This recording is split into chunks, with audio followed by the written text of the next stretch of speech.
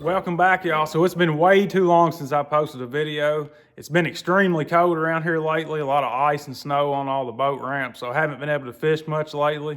And the last time I did try to go fishing, I backed down the ramp and the starter went out before I could even get off the trailer. So ordered a new starter, got the wrong starter in, I had to send it back, got the right starter in the second time, had the wrong starter gear on it. So it was just a mess, but I got the starter on now, everything's good. But while it's been so cold and miserable outside, I've been trying to use this as an opportunity to fix some things on the boat that I've been putting off for a while. And I also got to do some work to the trailer. So I'll show you guys some of the things I've done. Like I said, I put a new starter on, but I've also been doing some work to the transom back here. One of the problems I've been having is underneath these covers right here, I got a trolling motor battery on each side.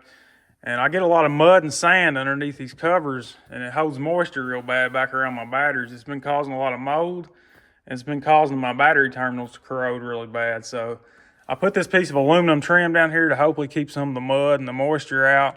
Also added a couple bigger drains to the floor, and I also added a couple vents back here to get a little more airflow to my batteries. And a battery really should always be vented, so that's something I should have had in there the whole time. And I forgot to mention, I also added another bilge pump in here. I got two bilge pumps. I had two 750s, but I had one of them melt. I guess it locked up or got left on or something.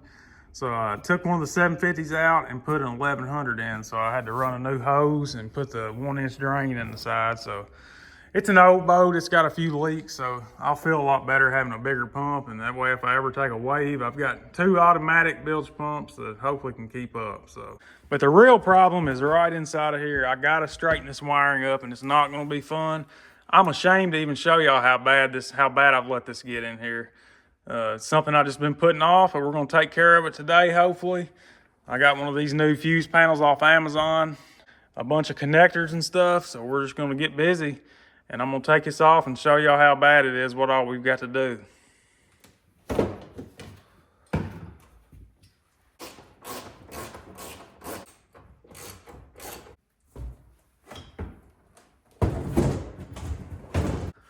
All right, so here's what we're working with. Like I said, it's an absolute mess. That's the old fuse panel right there. Like I said, it got all corroded, so I just started unhooking things, hooking them straight up to the battery temporarily.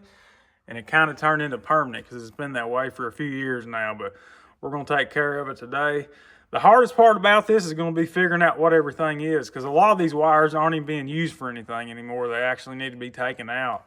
And you can see how many wires I've got stacked on my accessory battery. That's just an absolute mess. But we're going to get it all straightened out. Just going to take some time. Now keep in mind, I'm not trying to make it perfect. It's an old boat. I just want good connections. I want everything fused. I want to know where everything's at. That way, if I have a problem, it'll be easy to fix.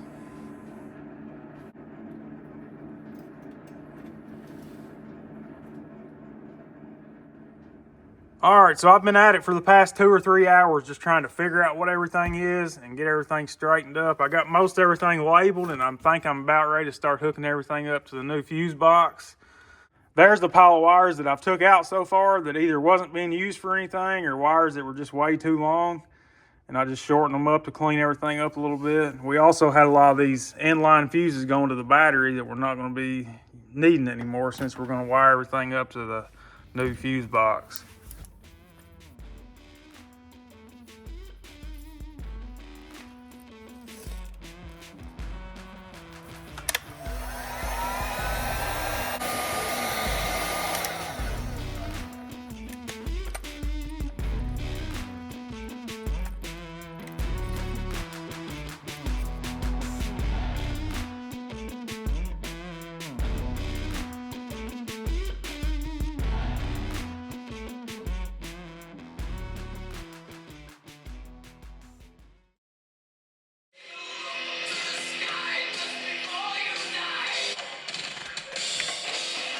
All right, y'all, so after a couple more hours, I think I got everything finished. I got all the switches working, everything on the boat's working.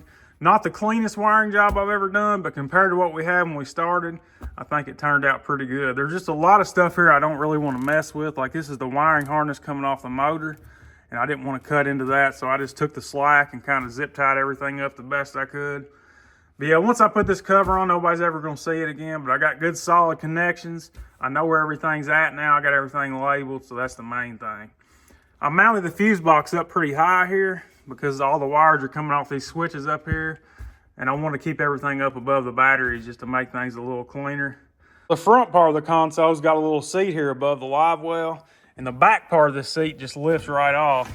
And if you look down through that hole, that's a perfect shot at the fuse box. So if I ever need to change a fuse or hook something else up to it, it's an easy access point right there. So I figured that'd be a good place to mount it right there beside the onboard charger. So there's all the wires and stuff that I ended up taking out of the boat that either wasn't being used for anything or just stuff that was way too long. So we got rid of all that, got to clean all that up, and then I got to put this cover back on, and we'll be done with the inside of the boat. And we got to do a little work to the trailer, and I'll show you guys what we're going to be doing there.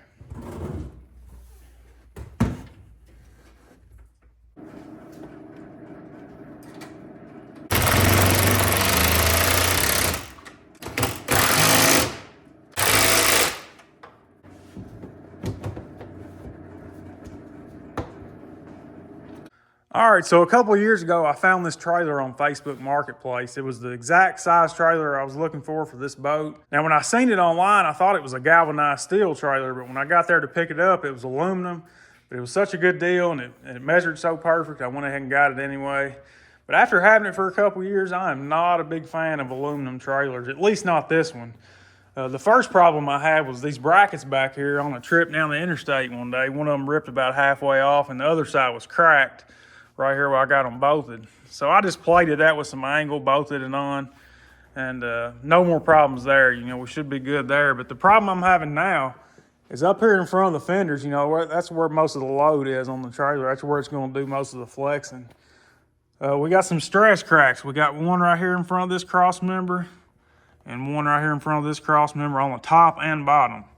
Now, it's been like that for a while. It hasn't got any worse, but I want to take care of it because it's always in the back of my mind when I'm pulling it somewhere long distance. So got a crack on the other side up here in front of this cross member, nothing in the back yet. This is, you know, it's flexing a lot right here in this area, and aluminum just doesn't flex very far before it cracks. So there's a piece of steel angle that runs from up here in front of the axle all the way back to the back axle, and that's what the shackles and everything are bolted to. So I think what I'm gonna do is I'm gonna tie a piece of angle iron into this, weld it to this, and then bolt it in a couple spots along the way, and then tie it into this cross member up here where it's 2 or 3 layers thick, bolted into that. So once we do that, we shouldn't have anything to worry about. So I'm gonna see if I can find some metal to plate it with, and we'll get to work.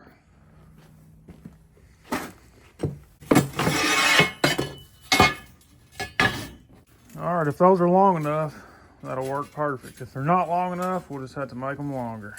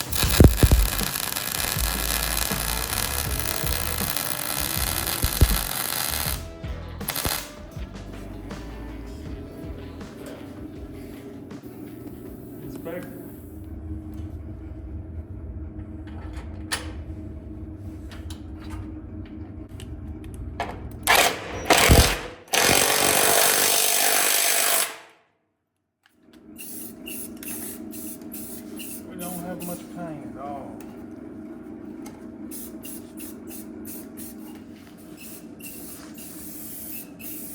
All right, so we got that done. I got it welded back here, and I got 3 bolts, 2 in the bottom, 1 in the side on each side of the trailer. Got it all tied into this cross member right here where it's 2 or 3 layers thick. Got it bolted through that. So I'm 100% confident in that now. Definitely gonna feel better about that on those long trips. We're about ready to do some fishing. I think the boat's about ready to go, but I am gonna pull it outside and start the motor up and let it run for a little while, because it's probably been a couple months since it's been started. And I'm also going to make sure I got my automatic bilge pumps wired right. I haven't tried them out yet, so I'm going to pump some water in the bilge and see if it'll pump it out.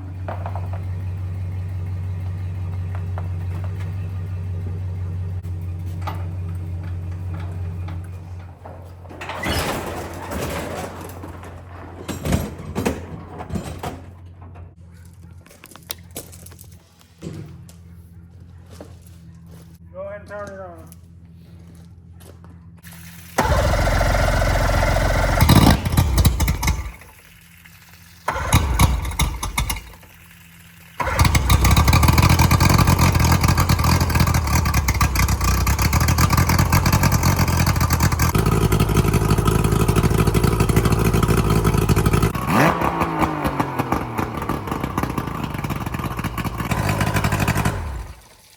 All right, so the motor ran good. I'm gonna try these pumps out now. I'm just gonna throw the hose over in the boat and let the bilge fill up until the pumps kick on. Hopefully they kick on, we'll see.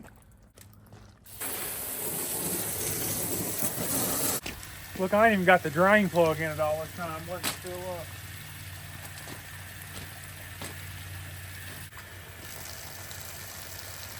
There's one.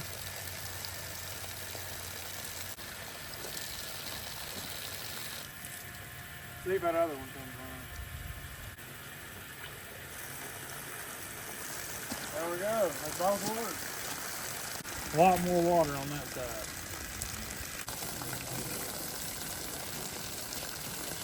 All right, so I think we got the boat in pretty good shape now, and it looks like we got some better weather headed our way as well. So hopefully next time you see us, we'll be out on the river fishing. I know this video is a little different than what we normally post, but I just kind of wanted to show you guys what we've been up to. Hopefully some of you guys enjoyed it, but I want to thank you all for watching. God bless, and we'll see you in the next one.